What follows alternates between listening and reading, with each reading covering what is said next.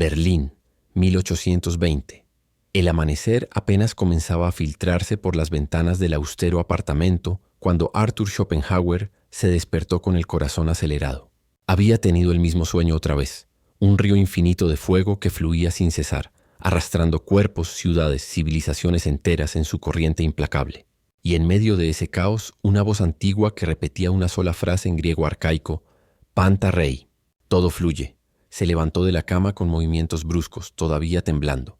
Llevaba 3 meses leyendo los fragmentos de Heráclito de Éfeso, ese filósofo presocrático que había vivido 2300 años antes que él, y esas lecturas lo estaban destrozando de una manera que no esperaba. Porque Heráclito había visto algo que Arthur también había visto, pero había llegado a conclusiones radicalmente opuestas. Y esa contradicción amenazaba con hacer colapsar todo el sistema filosófico que Arthur había construido durante los últimos 5 años de su vida. Arthur tenía 32 años y acababa de publicar su obra magna, El mundo como voluntad y representación. Había vertido toda su alma en ese libro, convencido de que había descubierto la verdad fundamental sobre la existencia humana. Su tesis era devastadoramente simple y completamente pesimista. El mundo es el producto de una fuerza ciega e irracional que él llamaba la voluntad, y todo el sufrimiento humano surge del hecho de que somos manifestaciones de esa voluntad que nunca puede ser satisfecha. Vivir es sufrir, desear es sufrir, y la única salvación posible está en negar completamente esa voluntad a través del ascetismo extremo. Había estado tan orgulloso de su descubrimiento. Había creído que era el primero en ver la verdad con tanta claridad, en tener el coraje de mirar directamente al horror de la existencia sin pestañear. Pero entonces había comenzado a leer a Heráclito, y algo inquietante había empezado a formarse en su mente. Heráclito también había visto el flujo constante, el cambio perpetuo, la lucha eterna entre opuestos. Pero en lugar de concluir que la vida era sufrimiento sin sentido, Heráclito había celebrado ese flujo como la esencia misma de la realidad, como algo bello, necesario, divino incluso. Arthur se acercó a su escritorio donde yacían los fragmentos de Heráclito que había estado traduciendo del griego. Sus ojos cayeron sobre uno en particular. La guerra es el padre de todas las cosas y el rey de todas las cosas. A algunos los ha hecho dioses, a otros hombres, a algunos esclavos, a otros libres.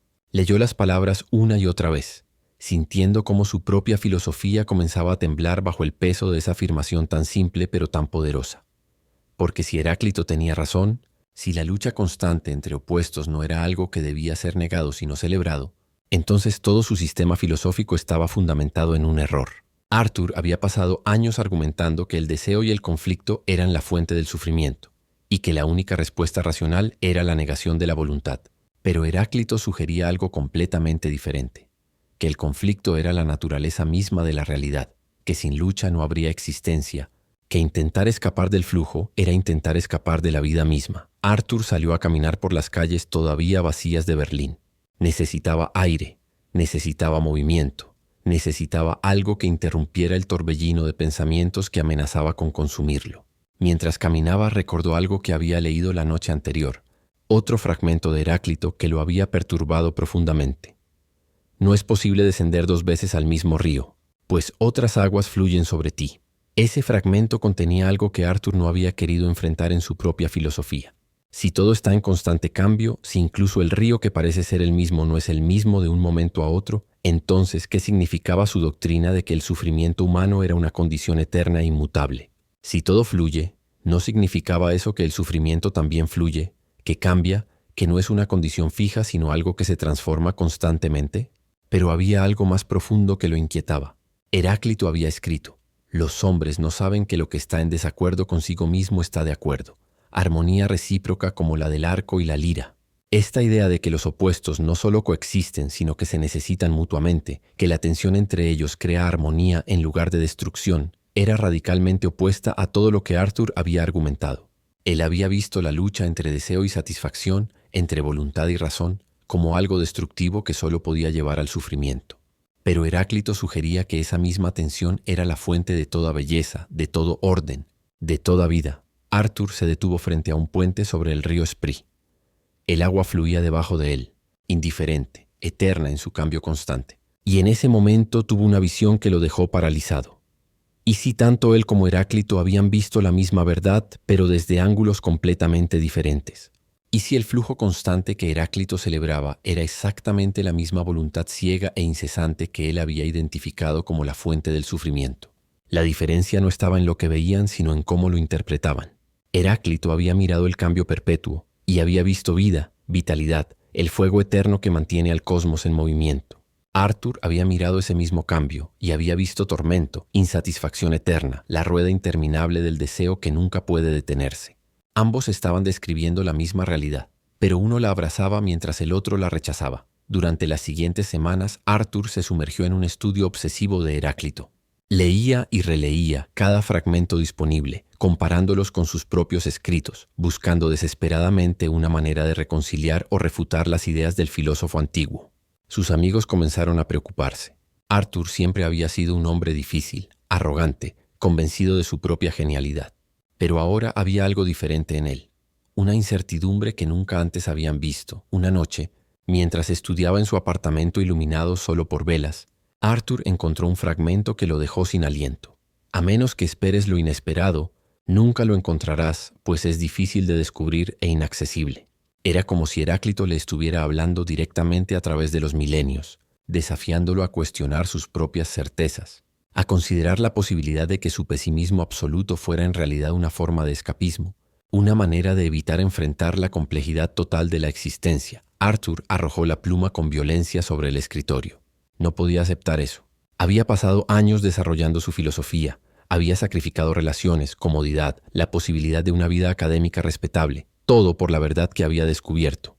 Y ahora este filósofo muerto desde hacía milenios estaba sugiriendo que su verdad era solo una verdad a medias, que había visto el sufrimiento pero había cerrado los ojos ante la vitalidad que palpitaba en ese mismo sufrimiento.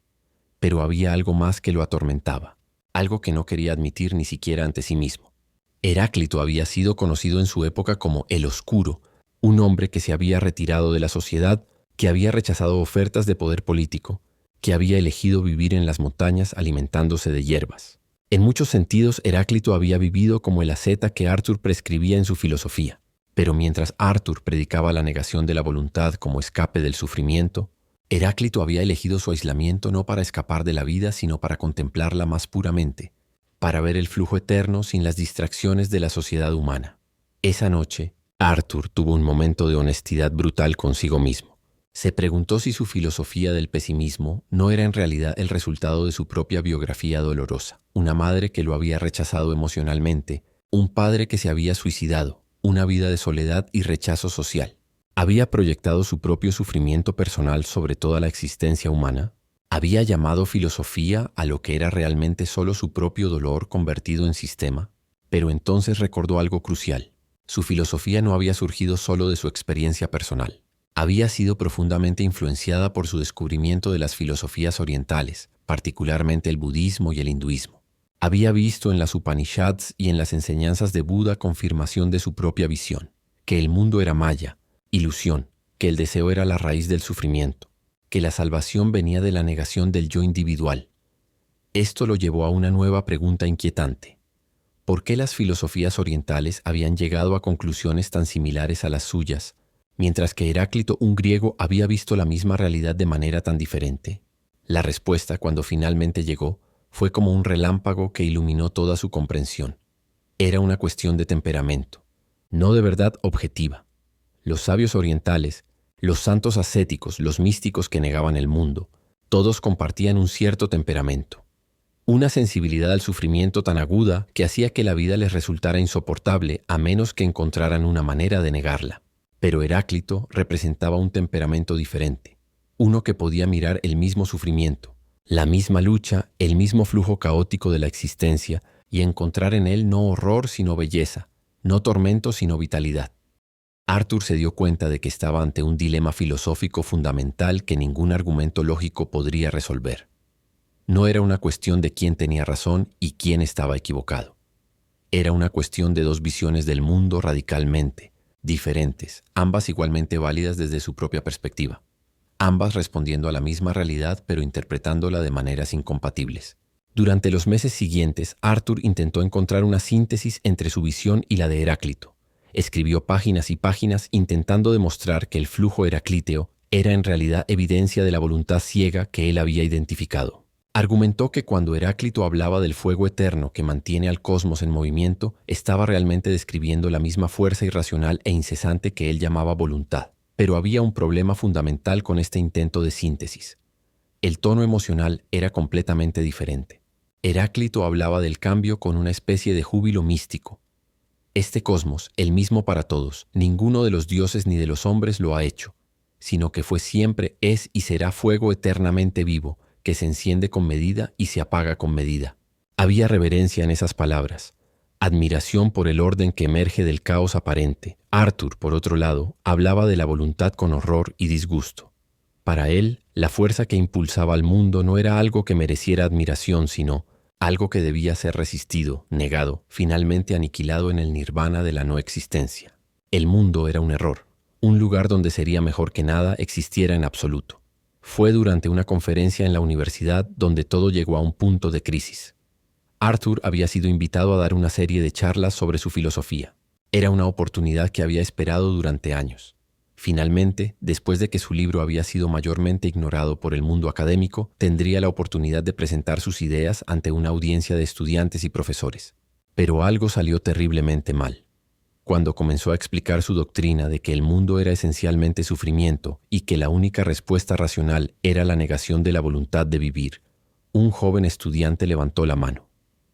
«Profesor, Schopenhauer», dijo con voz clara, «no es cierto que Heráclito vio el mismo cambio constante que usted describe, pero lo interpretó como evidencia de vitalidad en lugar de sufrimiento». Arthur sintió que la sangre le subía a la cara. Era como si el estudiante hubiera leído sus pensamientos privados, como si hubiera expuesto la duda secreta que lo había estado atormentando durante meses. Intentó responder, pero las palabras se le atascaron en la garganta. Finalmente, con voz más temblorosa de lo que hubiera querido, dijo: «Heráclito era un optimista ingenuo que no había profundizado lo suficiente en la naturaleza del sufrimiento humano». Pero incluso mientras decía las palabras, sabía que no eran verdad. Heráclito no había sido ingenuo. Había visto la guerra, la muerte, la destrucción. Su propio fragmento sobre la guerra como padre de todas las cosas demostraba que no había ignorado el conflicto y el sufrimiento. Simplemente había elegido una interpretación diferente, que esa lucha era necesaria, que era la estructura misma de la realidad, que negarla era negar la vida misma. Esa noche, después de la desastrosa conferencia, Arthur caminó durante horas por las calles oscuras de Berlín. Se sentía derrotado de una manera que nunca antes había experimentado. No era que hubiera perdido un debate académico. Era algo mucho más profundo. La sensación de que su filosofía entera, su vida entera, había sido construida sobre una elección temperamental más que sobre una verdad universal. Recordó algo que había leído en los Upanishads, algo que había resonado profundamente con él cuando lo había descubierto por primera vez. El mundo es sufrimiento. Había creído que eso era una verdad objetiva, un hecho sobre la naturaleza de la realidad, pero ahora se preguntaba si era realmente solo una experiencia subjetiva de cierto tipo de persona, de cierto temperamento sensible al dolor.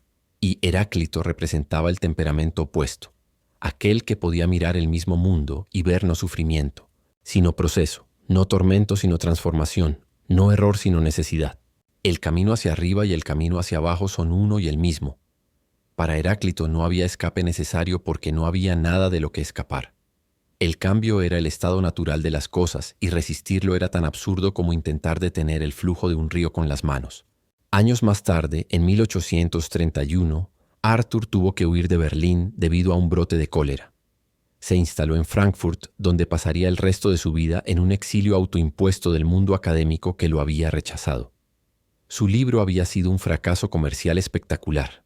De los 800 ejemplares impresos, la mayoría permanecían sin vender en almacenes polvorientos, pero Arthur no había renunciado a sus ideas. Si acaso su convicción en su filosofía del pesimismo se había endurecido con los años. Sin embargo, el fantasma de Heráclito nunca lo abandonó. Durante sus paseos diarios por Frankfurt, siempre a la misma hora, siempre por la misma ruta con una regularidad obsesiva, Arthur reflexionaba sobre ese antiguo filósofo griego que había visto la misma realidad que él, pero había llegado a conclusiones tan diferentes. Y gradualmente, muy gradualmente, comenzó a desarrollar una nueva comprensión de su relación con Heráclito. No eran enemigos, sino dos aspectos complementarios de la verdad total. Arthur comenzó a escribir sus Parerga y Paralipómena, unas colección de ensayos donde exploraría estas ideas con mayor profundidad. En uno de esos ensayos finalmente confrontó directamente la cuestión de Heráclito. Escribió sobre cómo el filósofo griego había tenido razón en identificar el cambio perpetuo como la naturaleza fundamental de la realidad, pero argumentó que Heráclito había cometido un error crucial. Había confundido el proceso con el progreso, el movimiento con el significado. Según Arthur, el flujo constante que Heráclito celebraba era realmente un círculo vicioso, una rueda que giraba eternamente sin llegar a ninguna parte. Sí, todo cambiaba constantemente, pero ese cambio no llevaba a ninguna mejora real. Era simplemente la manifestación de la voluntad ciega que empujaba a todas las cosas hacia adelante sin propósito, sin meta, sin significado. El río de Heráclito fluía eternamente, pero no fluía hacia ningún océano. Simplemente fluía. Pero incluso mientras escribía esto, Arthur sentía la debilidad de su argumento, porque Heráclito nunca había afirmado que el flujo tuviera un propósito o una meta. Eso era precisamente lo que lo hacía tan radical. El cambio no necesitaba justificación externa. Era suficiente en sí mismo. El fuego ardía porque esa era su naturaleza, no porque estuviera tratando de lograr algo, y aquí Arthur vio la diferencia fundamental entre su filosofía y la de Heráclito. Era una diferencia en cómo valoraban la existencia misma. Para Arthur, la existencia necesitaba justificación, necesitaba tener un propósito, un significado, una razón de ser. Y como no podía encontrar ninguna justificación satisfactoria para el sufrimiento inherente a la vida, concluía que la vida era un error, algo que no debería existir. Pero Heráclito no pedía justificación para la existencia. La existencia se justificaba a sí misma. El hecho de que algo existiera era suficiente. No necesitaba servir a ningún propósito más elevado. El flujo era su propia justificación. El cambio era su propia razón de ser. El rayo gobierna todas las cosas, había escrito Heráclito, sugiriendo que había una inteligencia en el cosmos, pero no era una inteligencia con planes o propósitos humanos. Era simplemente el orden que emerge naturalmente del caos, la armonía que surge de la tensión entre opuestos. Durante sus paseos diarios, acompañado siempre por sus amados perros poodle, a los que llamaba con el mismo nombre, Atma, alma del mundo en sánscrito, Arthur reflexionaba sobre otra coincidencia inquietante. Tanto él como Heráclito habían sido hombres solitarios, rechazados por sus sociedades, considerados arrogantes y difíciles. Heráclito había escrito: «Los efesios merecerían ser ahorcados todos, cada uno de ellos, y dejar la ciudad a los muchachos, pues expulsaron a Hermodoro, el mejor hombre entre ellos». Arthur podría haber escrito algo similar sobre los académicos alemanes que habían ignorado su genio, pero había una diferencia crucial. Heráclito había elegido su aislamiento como una posición de fortaleza. Se había retirado porque la sociedad no estaba a su altura, porque la multitud era demasiado estúpida para comprender sus verdades. Arthur, por otro lado, había sido forzado al aislamiento por su propio temperamento difícil y por el rechazo de sus ideas. Su soledad no era una elección noble, sino una derrota amarga. En 1844, algo extraordinario comenzó a suceder. Lentamente, casi imperceptiblemente al principio, la filosofía de Arthur comenzó a ganar atención. Jóvenes intelectuales comenzaron a leer su libro, a discutir sus ideas en salones y cafés. El pesimismo radical que había sido tan impopular 20 años antes, ahora resonaba con una generación que estaba comenzando a cuestionar las promesas optimistas del progreso y la razón. Entre estos jóvenes admiradores hubo uno en particular que captó la atención de Arthur, un estudiante brillante que le escribió una carta larga y apasionada sobre cómo su filosofía había cambiado su vida. Pero en la carta, el estudiante también planteó la pregunta que Arthur había estado evitando durante años. ¿Cómo reconcilia usted su doctrina de la negación de la voluntad con el hecho de que Heráclito vio el mismo flujo constante como algo que debía ser afirmado, en lugar de negado? Arthur se sentó a responder la carta, pero encontró que no podía hacerlo fácilmente. Comenzó a escribir varias veces, pero cada intento sonaba defensivo, débil, poco convincente. Finalmente, en un momento de honestidad poco característico en él, escribió algo que nunca había admitido públicamente. Heráclito y yo vemos la misma realidad. Él la afirma, yo la niego. Esta no es una cuestión que pueda ser resuelta mediante argumentos lógicos. Es una cuestión de temperamento básico, de la relación fundamental que uno tiene con la existencia misma. Pero Arthur no envió esa carta. La guardó en un cajón de su escritorio, avergonzado de haber admitido que su filosofía podría ser una cuestión de temperamento personal en lugar de verdad universal. En su lugar escribió una respuesta más convencional. argumentando que Heráclito simplemente no había visto lo suficientemente profundo, que había confundido la superficie brillante del cambio con la oscura realidad del sufrimiento que yacía debajo. Sin embargo, en la privacidad de sus propios pensamientos, Arthur comenzó a desarrollar una teoría más matizada. Empezó a ver que quizás ambos tenían razón desde sus propias perspectivas. Heráclito representaba la perspectiva de la voluntad misma, ciega, pulsante, afirmando su propia existencia sin cuestionamiento. Era la voz de la vida que se celebra a sí misma, del devenir que no necesita justificación. Arthur, por otro lado, representaba la perspectiva del intelecto que se había separado de la voluntad lo suficiente como para ver su naturaleza verdadera. Era la conciencia que se había vuelto lo suficientemente aguda como para reconocer el sufrimiento inherente en todo deseo, en todo cambio, en toda existencia. No era que uno estuviera en lo correcto y el otro equivocado. Eran dos perspectivas igualmente válidas desde diferentes puntos de vista. Esta realización debería haberlo liberado, pero en cambio lo hundió en una crisis existencial más profunda. Porque si su filosofía era solo una perspectiva entre otras posibles, si no era la verdad absoluta que había creído que era, entonces, ¿qué había logrado con su vida? Había sacrificado todo por su filosofía: relaciones, familia, comodidad, respeto académico. Y ahora se enfrentaba a la posibilidad de que todo ese sacrificio había sido por una verdad que era solo parcialmente verdadera. Una tarde de invierno en 1854, Arthur estaba leyendo una vez más los fragmentos de Heráclito cuando se topó con uno que le provocó una reacción visceral. Es necesario saber que la guerra es común, que la justicia es contienda y que todas las cosas llegan a ser según contienda y necesidad. La palabra necesidad resonó en su mente. Heráclito estaba diciendo que el conflicto, la lucha, el cambio doloroso, todo era necesario. No opcional, no algo que debía ser evitado o negado, sino la estructura misma de la realidad. Arthur se dio cuenta de que esta era precisamente la premisa que había estado rechazando toda su vida. Él había argumentado que la vida era sufrimiento, pero había añadido el juicio de que por lo tanto la vida era un error. Heráclito habría dicho sí, la vida es conflicto y cambio y lucha, y precisamente por eso la vida es necesaria, valiosa, digna de ser afirmada. En ese momento, Arthur experimentó algo parecido a una epifanía, aunque no del tipo que habría querido. Se dio cuenta de que su rechazo de la voluntad, su doctrina de la negación, era en sí misma una manifestación de la voluntad. Era la voluntad volviéndose contra sí misma, la vida tratando de negar la vida. Y este acto de autonegación era paradójicamente una de las expresiones más intensas de la voluntad. Requería tremenda energía, tremenda fuerza, tremendo deseo de escapar del deseo. Heráclito no había necesitado esa negación porque había aceptado el flujo desde el principio. Los opuestos convergen y de la discordancia surge la más bella armonía. No intentaba escapar de la tensión entre opuestos, sino que la veía como la fuente de toda belleza, de todo orden, de toda vida. El arco y la lira funcionaban precisamente porque había tensión en ellos. Sin esa tensión serían inútiles. Arthur cerró el libro con un suspiro profundo. Tenía 66 años y por primera vez en décadas se permitió a sí mismo dudar realmente de la filosofía que había construido. No es que pensara que estaba equivocado, exactamente, sino que comenzó a ver que su verdad era incompleta, que era la verdad de cierto tipo de persona en cierto tipo de estado, pero no necesariamente la verdad de toda la existencia humana. Durante los últimos años de su vida, Arthur se volvió menos dogmático en privado, aunque en público mantuvo su postura pesimista con la misma ferocidad de siempre. Sus escritos posteriores mostraban una comprensión más matizada del conflicto entre afirmación y negación de la vida.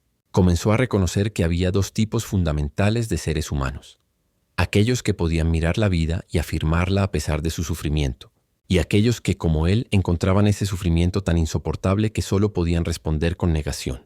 Heráclito representaba el primer tipo.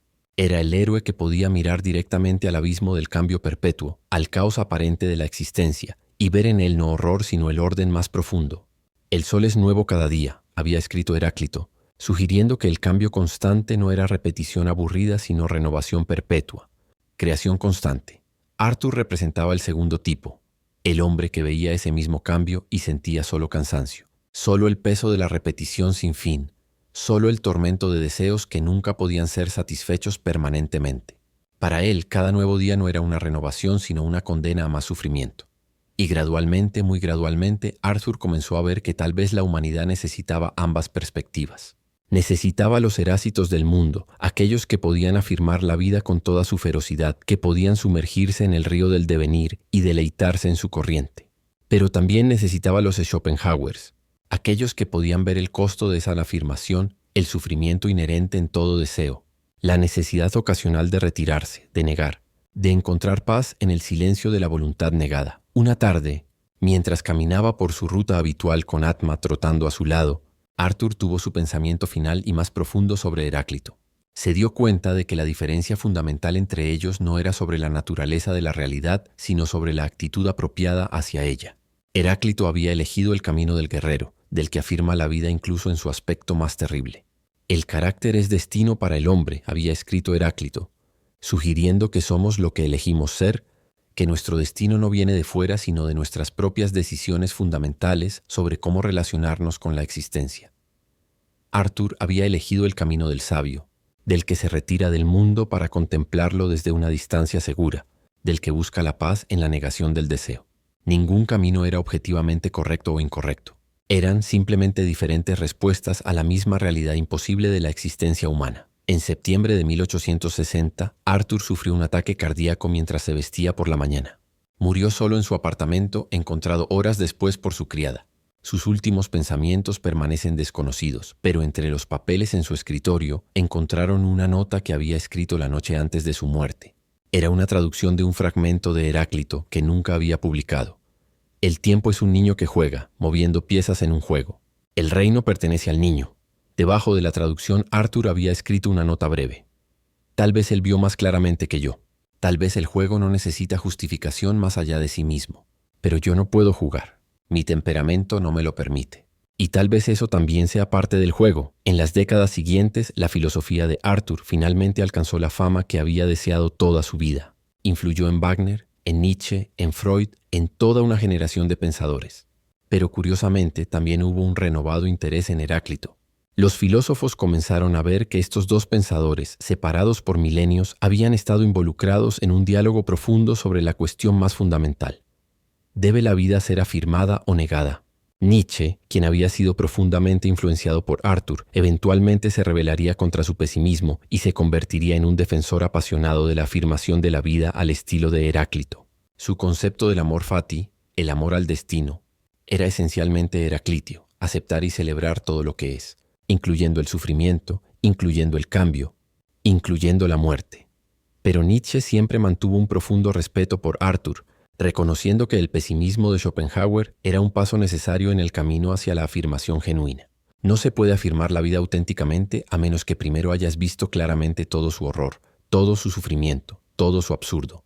Arthur había hecho ese trabajo de ver claramente. Su error, según Nietzsche, fue detenerse ahí.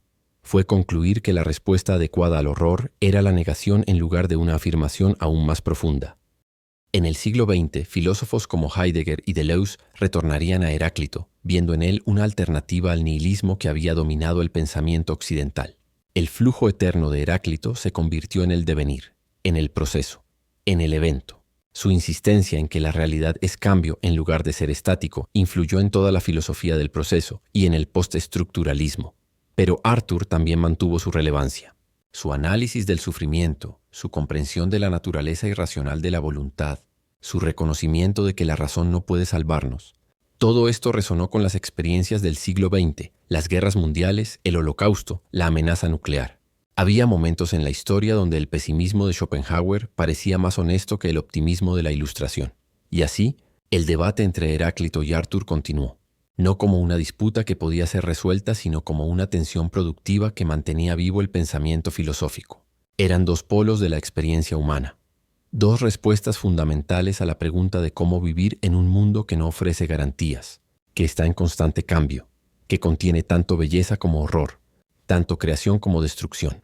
Heráclito decía, sumérgete en el río, acepta el flujo, reconoce que tú mismo eres parte de ese cambio perpetuo. No hay escapatoria y no se necesita escapatoria. La vida se justifica a sí misma en su propio devenir. Arthur decía, el río te arrastrará, te ahogará en deseos que nunca pueden ser satisfechos. El cambio no es liberación sino tormento. La única paz está en salir del río, en negar la voluntad que te empuja hacia adelante. ¿Quién tenía razón? La pregunta misma podría ser errónea. Tal vez la verdad es que diferentes personas, en diferentes momentos, en diferentes estados, necesitan diferentes filosofías. Hay momentos en la vida donde la afirmación heraclítea del devenir es lo que necesitamos. Cuando estamos llenos de energía, cuando sentimos la fuerza de la vida pulsando a través de nosotros, cuando podemos danzar en el fuego del cambio constante. Y hay momentos donde necesitamos el pesimismo de Arthur, cuando el sufrimiento se vuelve demasiado grande, cuando necesitamos un respiro del constante empuje hacia adelante, cuando la negación de la voluntad ofrece la única paz posible. El legado de ambos filósofos es recordarnos que la filosofía no es solo un ejercicio académico, sino una cuestión de cómo vivir, de cómo relacionarnos con la existencia misma. Y esa relación no puede ser determinada de una vez por todas mediante argumentos lógicos. Debe ser negociada continuamente, vivida momento a momento, elegida una y otra vez con plena conciencia de que no hay garantías, no hay certezas, solo el río que fluye eternamente llevándonos hacia destinos desconocidos. Arthur pasó su vida intentando escapar del río. Heráclito pasó su vida contemplándolo con admiración. Ambos vieron la misma realidad fundamental, que nada permanece, que todo cambia, que el ser es devenir. Pero donde uno vio tormento, el otro vio belleza. Donde uno vio la necesidad de negación, el otro vio la oportunidad para afirmación. Y tal vez, solo tal vez, ambos eran necesarios. Tal vez el pesimismo de Arthur era el que permitía que la afirmación de Heráclito fuera genuina en lugar de ingenua.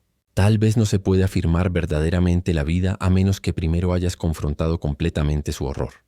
Y tal vez no se puede negar verdaderamente la voluntad a menos que primero hayas sentido su poder tremendo. El diálogo entre estos dos gigantes del pensamiento continúa. En cada generación, algunos se sienten atraídos por el fuego heraclíteo del cambio perpetuo, listos para sumergirse en el río del devenir. Otros se sienten atraídos por la serenidad schopenhaueriana de la negación, buscando paz en el silencio de la voluntad aquietada. No hay respuesta final, solo hay la pregunta que cada uno debe responder por sí mismo. ¿Afirmarás o negarás? ¿Te sumergirás en el río o buscarás la orilla? ¿Celebrarás el flujo o buscarás escapar de él? La elección es tuya y no hay filosofía que pueda hacerla por ti. Solo hay la vida misma, fluyendo eternamente, indiferente a nuestras teorías, esperando tu respuesta.